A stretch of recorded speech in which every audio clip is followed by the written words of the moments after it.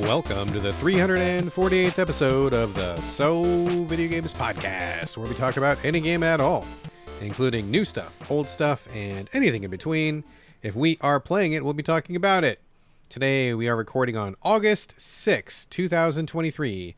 My name is Brad Galloway. I'm the editor of GameCritics.com, and today I am a captain of a one-man ship. That's right.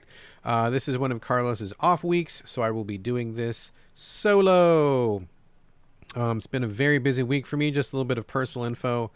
Have my in-laws visiting from out of state, which is a little bit weird. My family is still really practicing a lot of COVID protocols. None of us have caught COVID yet, as far as we know, knock on wood. So we're always still masking and being really careful. So it feels a little weird to have some people in our space right now, especially because I know my in-laws are not quite as strict with the protocols as we are, but no one's been ill so far. Fingers crossed that continues. So that's been taking up a lot of my time. A lot of my outside non-game stuff has been keeping me busy as well. But it's nice to settle in behind the microphone here to take a minute and just kind of round up what I've been doing this week. Carlos should be back next week with a pretty full slate. I know he's working on a pretty chunky game at the moment, but he did not have enough to talk about right now. And I will be joining him on that same game as well. But we'll get to that. We'll get to that next week. Not going to talk about that this week.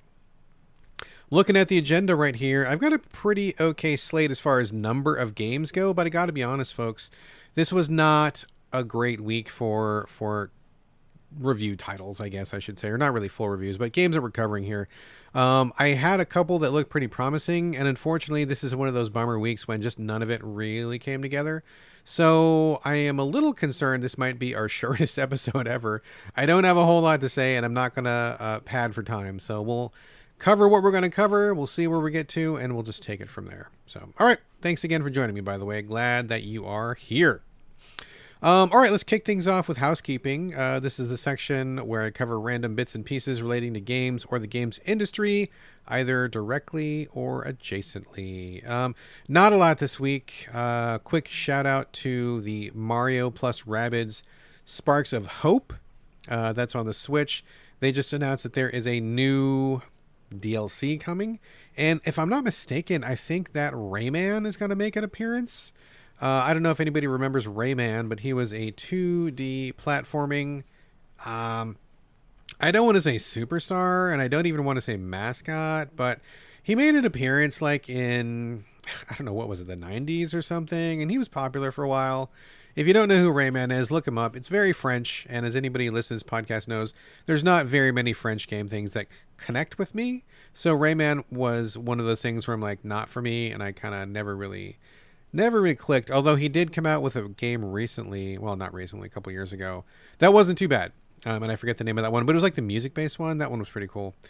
Anyway, seems like Rayman is going to be popping up in Mario plus Rabbids, and I already hate the Rabbids, so I guess why not have Rayman? That's two things that I don't like, but on a positive note, I do think the Mario plus Rabbids game overall is awesome. I've had a really good time with it. I really like it a lot.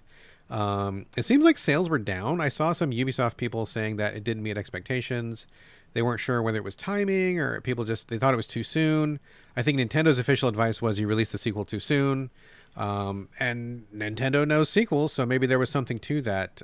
For me, I felt like it was a fine time and I had a great time with it. And, I don't know. I'm not sure why it didn't do as well, or even what as well even means, right? I mean, it could have sold 10 million copies and Ubisoft was hoping for 50. Who knows? So anyway, the Rayman in the Phantom Show DLC is going to launch for that game if you want to play some more of that, and I do. Not a free DLC. It is $15, so just heads up that exists. That's all I had as far as game announcements this week, but I do want to take a minute at the top of the show, not specifically game related here, but I didn't want to wait till the end. I wanted just to memorialize Paul Rubens, aka Pee Wee Herman, who died a couple days ago, which was a huge loss. I don't know if you have seen a lot of Pee Wee Herman stuff. I know he's from a couple generations back, but the Pee Wee Herman show on TV, Pee Wee's Big Adventure as the movie. There was even a second movie as well. Really famous, really iconic character. And I loved his character. I loved his show. It was really wild and crazy, and Paul Rubens was really good friends with John Paragon, who played Zombie the Genie on the show, and I was a big fan of John Paragon as well. Not a lot of people remember John Paragon. I think he's still alive, I believe. But he was a great comedian right before Pee Wee got big, and they collaborated on a lot of stuff. So I have fond memories of both of them. And I'm just really sad that he's gone. He had been popping up. Paul Rubens had been popping up in cameos here and there recently. It looked like he was maybe on the verge of kind of like a little a Pee Wee renaissance, perhaps. Or maybe not even Pee Wee Herman, his character himself, but just Paul Rubens, the actor. He'd been here and there, and it was like a real treat to see him every time he showed up. A lot of affection for that guy. And I'm just really, really sad he's gone. So he had a lot of effect, very memorable, an iconic figure for many people of a certain age, and even people afterwards.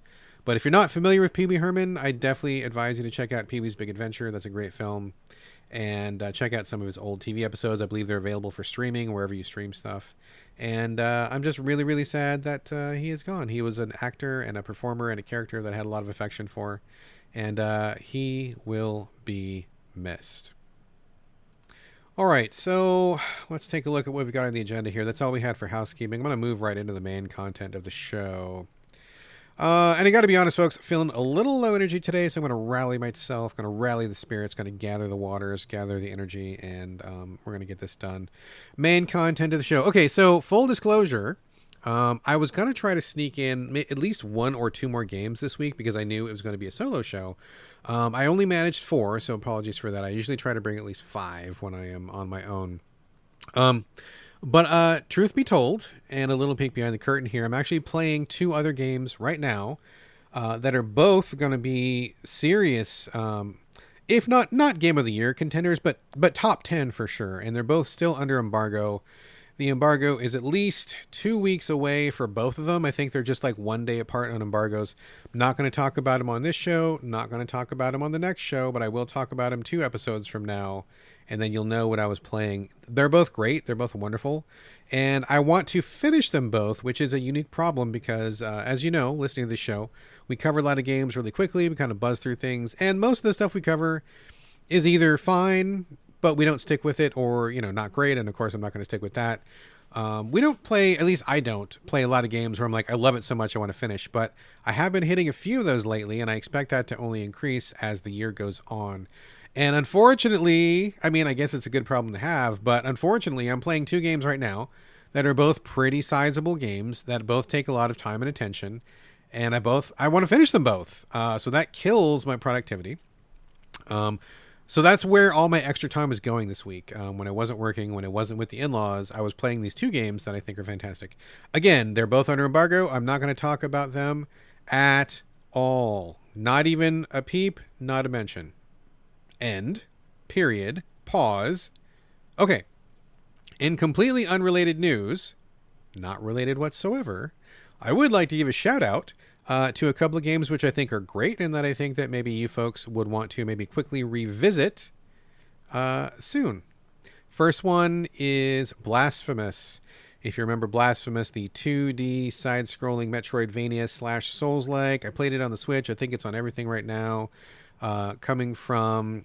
oh gosh, is it the Game Bakers? I think that's the name of their studio. I believe they're from Spain, and this was really rich with Souls-like kind of broken storytelling and amazing visuals.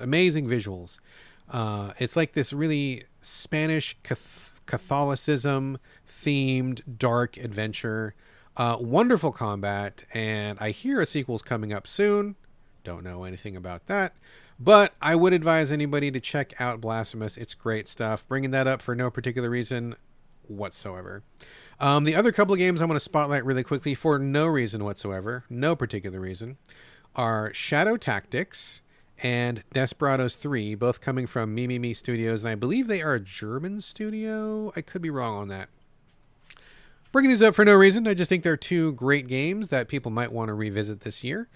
Shadow Tactics and Desperados 2, or 3, are both top-down, isometric, semi-turn-based, semi-real-time tactics games, but they're also heavily stealth tactics. In both of those games, you take a group of characters with different abilities and have to work your way through really dense encounters. In Shadow Tactics, I believe you had a samurai, ninjas in a couple flavors, a sniper who had a rifle, I believe, Tanegashima, I believe it was, rifle. And in Desperados 3, it's the Wild West, where you have cowboys. One guy's got 2 6-shooters. There's a trapper who's got like a big bear trap. There's a lady with a hoop skirt who's good at disguises and so forth and so on. You use your teams to get through obstacles and achieve your goals. I love both of these games. Shadow Tactics and Desperados 3 are both... They're both so unique. I know that there's other games that are kind of similar. And I think that we're probably going to get at least 1 or 2 more of that kind of game this year. Turn-based tactics, isometric, that kind of thing. Team-based. But these are really good. I feel like Mimimi is a studio at the top of its game. I feel like they know what they're doing. They got their formula down. And every time I play one of their games, I want to play it all the way through. I want 100% it, and I want more. So bringing those 2 games up for no reason whatsoever. No reason at all. I just felt like I wanted to bring these up apropos of nothing. So there you go. Shadow Tactics and Desperados 3 if you like your isometric tactics, semi-real-time, semi-turn-based. And Blasphemous if you want a 2D, wonderful-looking, wonderfully animated, really cool and spooky Souls-like. Bringing these up for no reason. Okay, moving on to the main portion of the show. Let's see here. Let's look at the agenda. Okay. First game coming up is called Adore, A-D-O-R-E. This is coming from a Brazilian studio, and I believe they won a couple awards with this game. It looks kind of like a... Gosh, I don't know. It's kind of a top-down isometric game, and it is a real-time action game. A lot of parallels to Pokemon, where you start the game, there's an opening cutscene, and to be honest, I thought the opening cutscene was pretty cringe. The story seemed really... not something that appealed to me very much, and I have to wonder if maybe some of the translation was losing some of the charm. I'm sure that it has in Portuguese. So the story, not super important, but basically you do this action stuff where you start the game and you are a little kid who's got like a staff, and what you do is you capture animals in the wild. I mean, kind of vaguely Pokemon-ish, but you're not throwing a Pokeball. The animals are running around and they're attacking you, and then you're running around and dodging, and you're trying to like cast magic on them long enough to fill up a bar, and then once the bar fills up, you capture them and they become your teammate and they can fight for you. The game maps animals to each of the face buttons, which I think is pretty cool. And honestly, I know this is kind of a deep cut, but if you're an older gamer like me, or if you are a retro gamer, or if you know specifically about the GameCube, there was a game called Lost Kingdoms that came out a long time ago. I thought it was great. I loved it. And if you have a GameCube, or if you want to retro play, I think Lost Kingdoms is 100% worth looking into. Adore feels like it covers a lot of the same ground that Lost Kingdoms does, where you have one animal mapped to each of your buttons. You walk around in real time, kind of top down. You fight other animals by, say, for example, you've got a little badger mapped to your A button. You hit the A button, the badger runs out, he attacks this guy, and then, you just do that. Like, you send all your animals out to fight other animals. I mean, it's exactly like Pokemon, but no Pokeballs, top down, and the animals are there in real time. You're in the battle, in the field, in the battle real time, doing things like that. So, cool idea, and that's kind of what got me into it. I loved Lost Kingdoms, and I love the idea of doing something like that again, and I think the Pokemon concept has a lot of legs to it. Although I will say, full disclosure, I'm not the biggest fan of Pokemon proper, but I do want to see other games kind of explore that same territory, but in different ways, not just like swapping out pixels or... just doing the exact same RPG. And this seemed like a good attempt at that. So that's what got me in. I will say the game does not start off well. The opening cutscene, like I said, was kind of cringe. And the opening tutorials are not great. I felt like they left a lot to be explained, and I kind of stumbled my way through it. That wasn't very good. I will say the game doesn't run very well on the Switch. I was playing it in docked mode, and for the most part, like, it was okay, but then I would get to town and like it would judder some, and it just seemed to kind of be barely hanging on in some aspects. But, the map I don't think was great, and walking around didn't feel great, and I just feel like it was just pretty rough all the way around. I think I got really annoyed when I was doing some of the introductory quests, for example, and they're like, oh, hey, go to this one area, and I need you to bring me back like a leg of meat or something like that, whatever. So I'm like, okay, fine. I took my weasel and my badger and whatever I had at the time. I had like one other animal, and I went out to the field. I found the leg of meat, came back, and they're like, "Cool, here's the leg of meat, but you also need money." And I'm like, "Well, why didn't you tell me that? You didn't say anything about that in the quest, and now I got to go back out and do that again. That's kind of irritating." So, I mean, there's nothing seriously wrong with it, but it just feels very rough, very unpolished. Yeah, I don't know. I didn't stick with it very long. I just felt like it wasn't really clicking with me on any level. Although I do appreciate the attempt, and I would like to see developers kind of tackle different Pokemon likes that are more different from Pokemon than recent ones have been. So I really admire the effort, but this one just not for me, and it honestly feels like it's not quite right for prime time. Didn't do a lot for me. So there you go. That is Adore. Let me see what else is on the agenda here. Oh, okay. Full Quiet. This is a very interesting one. I think this is going to be of great interest to people who, again, are kind of retro players. If you like NES style games, the original Nintendo, this one is absolutely something that should be on your radar. Now, full disclosure, I'm not much of a retro dude, but I do, I appreciate a good one once in a while. And I will say that Full Quiet looks like an NES retro style game, 2D side view, pixel art.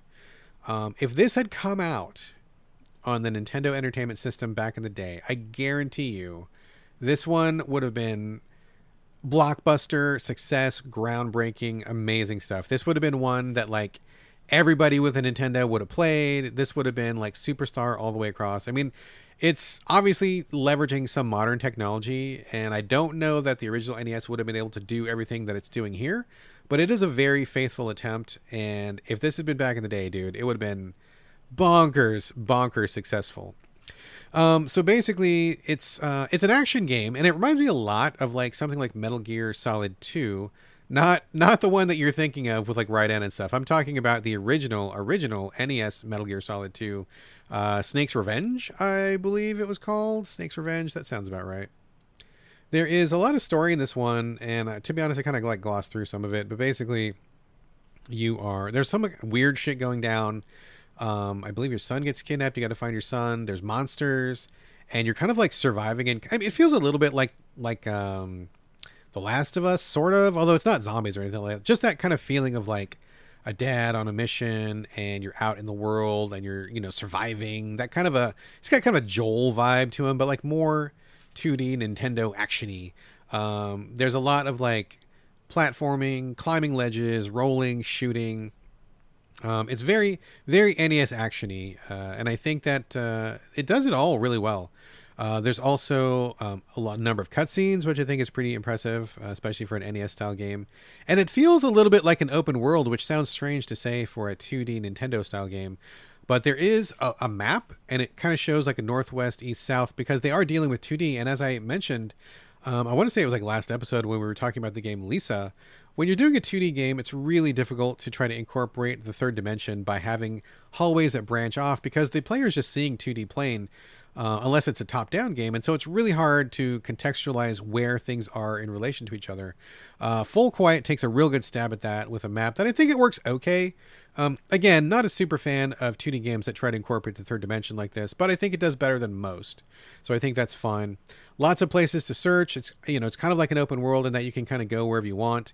I was spending a lot of time like running through forests, and I got to this area where clearly I was supposed to come back later, but there was like a little mysterious hatch or something I needed to check out, and there were some clues. Lots of clues to piece together, and there's lots of stuff to do. It feels like a really meaty, challenging adventure for somebody who wants to just like sink their teeth into something that feels like this. If you really like the NES vibe, if you like that style, if you remember like, Snake's Revenge back in the day, or any of those more actiony kind of titles back on the Nintendo 8-bit system, I think this one is a really cool game. It's not exactly for me because, as I said, I'm not really like Mr. Retro, but I can see the coolness and the craft that went into this, and I'm really impressed by it. I think that if you are a Nintendo aficionado, if you like the 8-bit games, if you like that stuff, this is absolutely one that should be on your radar for sure. So that is Full Quiet. Check that out. Check out the trailer too. It's going to give you a really good idea what this game is about. Definitely worth checking out for you retro people. All right, let's see. I am blowing through my content at record speed here. Let me talk for a game called Femdemic. Femdemic. This was pitched as a queer-friendly, maybe a trans narrative created by a developer who is apparently making LGBTQ stories. I can't say that for sure. I'm not familiar with their work or who it was, so I don't know personally. And this is a story. So it's a PC game, and it, as everybody knows, when I listen to this, as you listen to the show, the only PC games I play are something that's absolutely irresistible to me, like some amazing, like if somebody had said, "Hey, man, Death Stranding 2 is available now, only on PC," I'd be like, "Oh shit, okay, maybe I would play that." So something that would be irresistible to me, or a porn game. So those are the only two things I play on PC. So this one kind of fell into the porn bucket, although not really, not exactly. So this is a story about microbes, I guess, or viruses or something that are coming to Earth, and they are wanting to infect the population, but something about the male... No. Well, I forget. Whatever. Only half of the population is able to be affected by the virus. So what the virus decides to do is infect every male on the planet and turn them female. So going from male to female in order to propagate the viral species or to further their plans of world domination or whatever.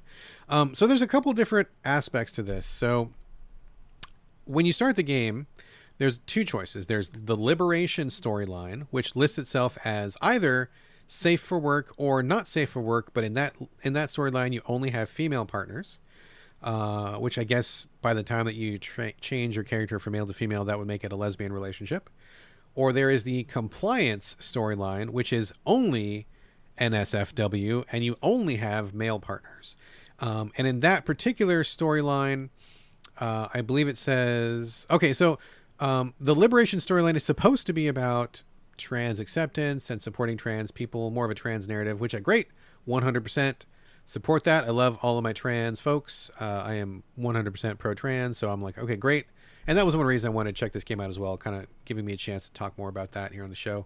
The compliance storyline was billed by the developer themselves as more of a kink storyline about forced feminization and about that kind of content. Not my particular kink, but I'm open to checking out games and, porn games, adult-oriented games. I'm happy to review those or cover those whenever we get a chance. And I can't think that we've ever covered forced feminization before on the show, so I thought, why not?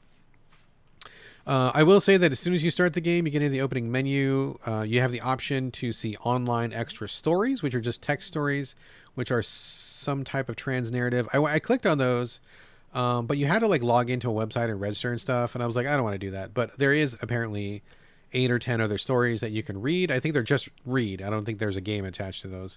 And then also, interestingly enough, you can connect a LoveSense adult toy. I don't know what that was, and I meant to Google it. Well, okay, shit. I'll just Google it right now since I can pause the show. 1 second. Okay. I just Googled that for a few minutes. I'm going to have to scrub my search history after that. Apparently, LoveSense is a company that makes a variety of sex toys, both male and female and otherwise, that are Bluetooth and remote capable. So apparently you can attach whatever piece fits you the best, and the game will somehow give you some feedback with that. So that's an option. I did not explore that option. I don't have one of those toys. Just sit here with my mouse and keyboard, folks. So anyway, jumped into the story, and I gotta say, it does not start well. I feel like that's a running theme for me in general, and also on the show today. It just doesn't start well. The virus pops in, and it's like, hey, we're a virus. We got to do some stuff. And it's kind of a clicker style game. I don't want to say that it's a clicker exactly. But you have this giant red screen with a microbe on it. It looks like a germ or something like that. And you have to click it a few times. And then once you click it a few times, it's like, okay, now you can level up, and it'll auto click. So you don't need to wear out your finger doing that. I'm like, okay, great. Because I wasn't going to click this thing 10,000 times. And then you just look at this screen where I guess it's the bloodstream or something. It's just like a red screen with the microbe. And then little boxes pop up, and there's a lot of numbers. And I think that's really my biggest issue with the game right out of the gate, is that it doesn't really explain what it's doing very well. Numbers start going up, and I'm like, okay, so what's going on? What's happening here? And there's little white boxes you click, And after a while, you can kind of see like the boxes on the right are small increments of numbers. And once that fills up, you can click a box to the left. Once you get that one clicks up in larger increments of numbers. And then once that one fills up, you click another box to the left, and that one's even larger increments of numbers. So I figured it out in a few minutes. I'm like, okay, I just wait for this one to fill up, click this, it activates the next one, I click that activates the next one. Okay, but it doesn't give you a good sense of anything really happening. On the left side of the screen, there is a very crude artistic drawing of a male presenting person. Not super detailed, not super great, feels pretty low budget art. So that was kind of disappointing. And the guy is fully clothed, but you can click buttons to either get a close-up of his face, or you can take off the first layer of clothes or have him completely naked to kind of inspect the body and see what's going on. In the beginning, it's just like a regular male body. So that's going on.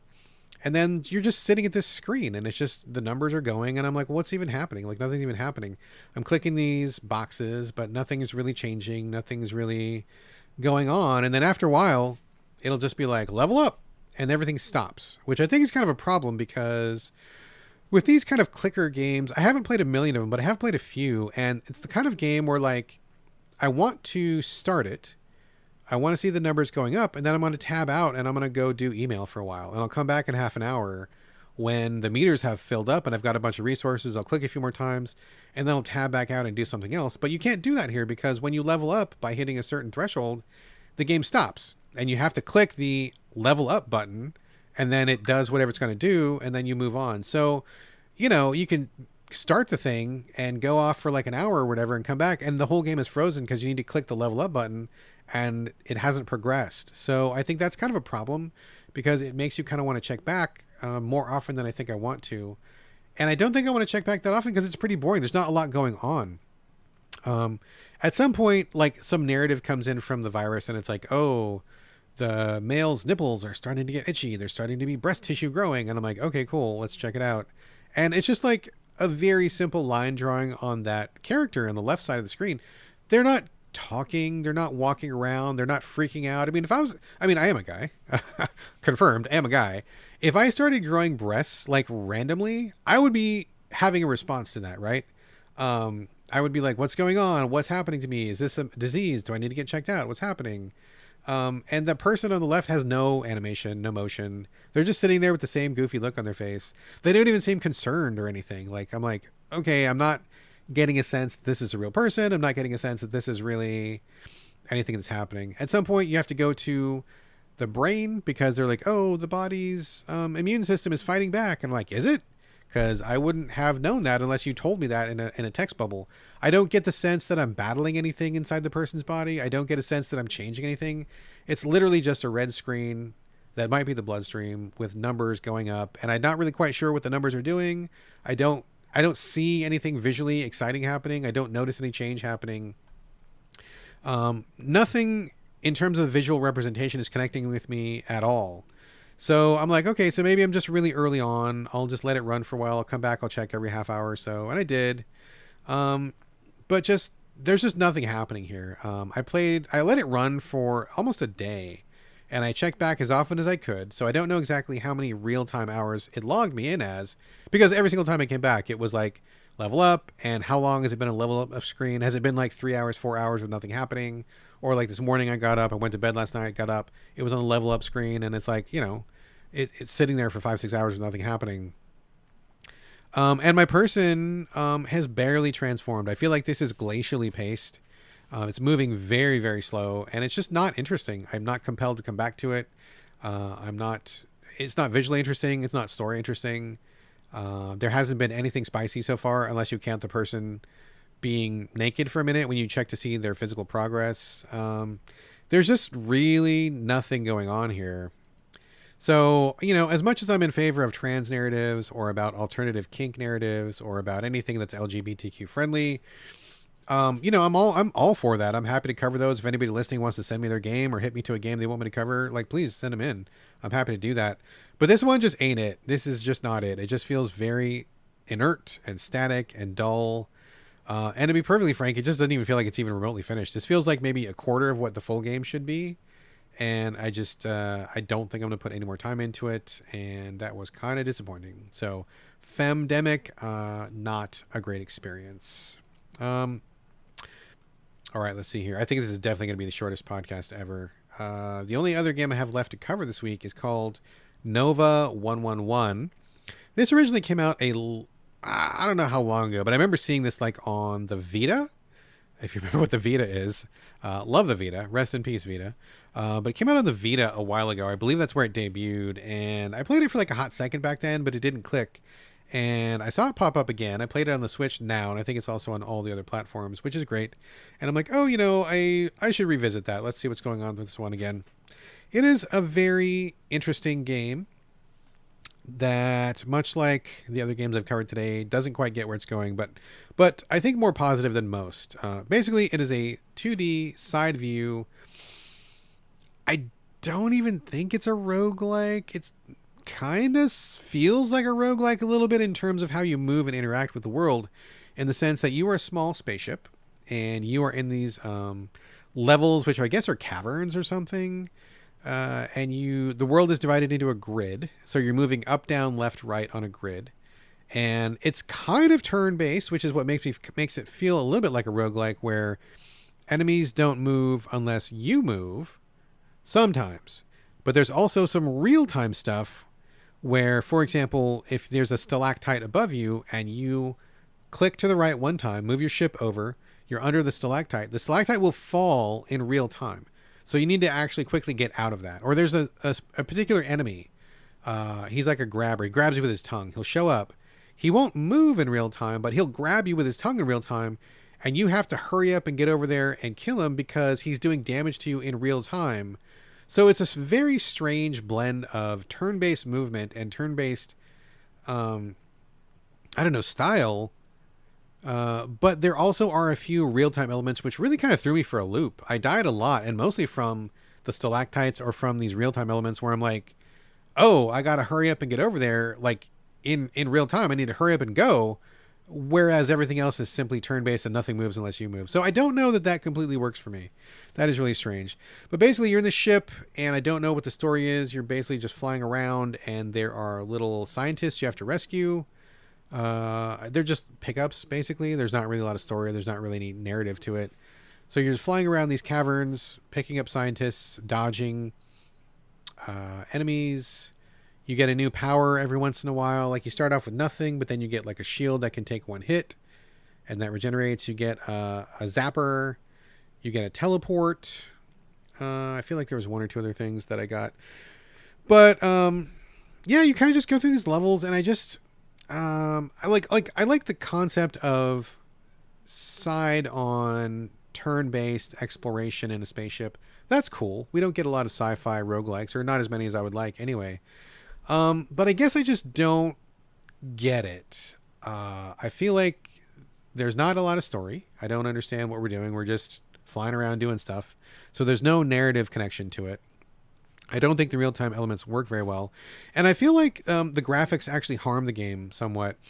If you take a look at this game on Google or something, it's like there are so many background elements that it's hard to tell what's going on, rather than just having it be a clean interface of where you know exactly where you can move and where you can't and what's dangerous and what's not. Some things are just like window dressing, but it looks like it's a thing, or sometimes it's not, or sometimes it is. And sometimes there's like a fog of war going on, which I feel ambivalent about. But I felt like the graphics are just kind of muddled. It's not as clear and as sharp as I would like it to be.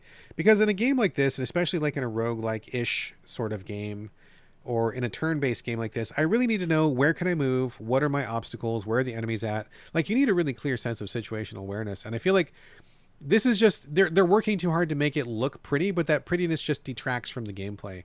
I think it is an impediment to gameplay, which I do not care for. You end up wandering around a lot. The map is on a separate screen. I wish it was in the corner so you could just see where you're going more quickly. So the map is kind of a pain to use. And you just kind of wander around. You just kind of wander around, pick up scientists every now and then, avoid enemies. And like when you get into a tight situation, that's where I think the game shines best. Like, let's say you're flying around, you get into a cavern, and then there's like 2 different types of enemies, plus some scientists you need to rescue. So you need to figure out, how do I navigate this enemy who grabs me with his tongue, and I also need to navigate this enemy who shoots a projectile at me. Plus, there's a stalactite, and so like the moment to moment, like step by step movement and taking into account those things, I think works really well. And that's when I think it shines. That's when it feels most like a roguelike in terms of how you control it. But a lot of that is it doesn't happen that often. Like you're just kind of flying around, picking up dudes, looking for little secret passageways, just kind of, I don't know, noodling around in space in these caverns, and it just doesn't feel that great. It feels kind of aimless. I don't feel very driven, and it's interesting because I do like it, and I kind of chip away at it a little bit, but like when I put it down, I feel no compulsion to come back to it, and honestly, I forget it. So I feel like there's the core of something good here. I feel like if they took this same 2D spaceship turn-based idea and just really drilled down on that, or like really focused on that, gave us a reason to play, gave us a little bit more stakes, maybe focused a little bit more on some of the puzzle-like encounters with the enemies and stuff, I think that would be a pretty compelling experience. As it is, it just feels kind of like 6 of one, half dozen of another, and I just don't really get excited by it. I don't really feel magnetized to it. I don't feel like I want to come back to it, but I appreciate on some level what it's doing. But like many of the other games on the show today, it just does not feel like it gets where it's going to. 3 out of the 4 games covered today do not feel like they get where they're going to, which is kind of a shame. But it's not a total disaster. I just wish it was a little sharper and a little more focused. So Nova 111, put a couple hours into that, and kind of liked it, but honestly, I walked away from it and I felt no desire to come back. So it got deleted pretty quickly. And that is going to do it for this week's show. The shortest show ever. I am moving through this show at light speed. All I have left to cover is the last portion of our show, just a couple of non-games things. A couple things before we go here. Number one, started watching the Netflix series Pacific Rim The Black Season 2. Like I mentioned last episode, I'm kind of back into Pacific Rim. Always like Pacific Rim. The movie and the property, the concept, Jaegers versus Kaiju is awesome. I'm a big fan of Guillermo del Toro. So, rewatched Pacific Rim The Black last week, and I thought season 1 was stronger on a second viewing. I was emboldened to keep going with season 2, and that so far has been really good. So if you like Pacific Rim, check that out. I think it's worth watching, especially like on a repeat view when I was kind of more open to spending some time thinking about it a little bit more, and I wasn't just looking for kind of slam bang robot action. But speaking of slam bang robot action, I went back to the original Pacific Rim and watched it last night for probably the 17th time. And man, that movie kicks ass. That is absolutely one of my favorite sci-fi movies of the last, 20 years probably. I think it's just so fucking good. Seeing the giant robot Jaegers just kick ass in Hong Kong, punching those giant kaiju monsters. I mean, dude, what else can you ask for? I fucking love it. The only bummer about that movie is 2 of the initial 4 Jaegers, the giant robots, get blown up pretty quickly. Like basically in the first battle, which sucks because they look so cool and I want to see them fight some more. And it blows that they get killed in the first battle. Cherno Alpha, the Russian Jaeger, and Crimson Typhoon, the Chinese Jaeger, are both fucking rad as hell. I got the action figures. They look great. I want to see those guys kicking ass some more, and it fucking sucks that they get killed so fast. So that blows, but otherwise, Pacific Rim, the movie, is great. I love it, and you should check out The Black as well. I love Pacific Rim. Pacific Rim fanboy! The only other thing I've watched this week is Creamery Season 2. The wife and I finished it. I talked a little bit about it last week.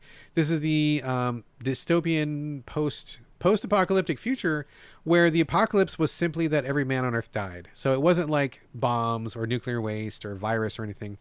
Well, virus maybe, but basically every man on Earth drops dead. It's only a female society left, and what happens is there is one man who shows up out of nowhere into this female-populated world, causes a lot of chaos, and these 3 women are trying to protect him, and just to see where this goes. It's comedy. It's also sci-fi. It's a little dark. It's a little funny. It's a good balance of those elements. I think Creamery is great. It's spelled Cremerie. Finished season 2. That was a wild season. It went a few places I didn't expect it to go, and I feel like it ended really well. I want to say that there should be a season 3. I feel like one more season and they could wrap up the entire story perfectly, but I don't know if season 3 is going to happen. I don't know how well it was doing in terms of numbers.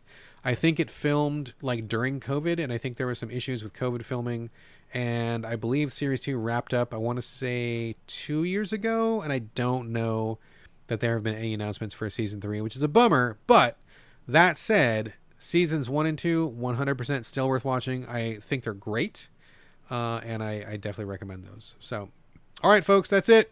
Shortest show ever. That's all I've got to cover this week. Thank you very much for listening, and this is the show. As always, send me your questions and comments. Hit me up, sovideogamespodcast@gmail.com. Hit me up individually. I'm on every platform. Basically, it's my name, BradGallaway, all A's, no O's. And this is going to do it for episode 348. Carlos will be back next week. We have another slate of games to cover, and we'll get to that when we get to that. But for now, that's all she wrote, folks. Thank you again for joining me here on the So Video Games Podcast, and we'll see you next week.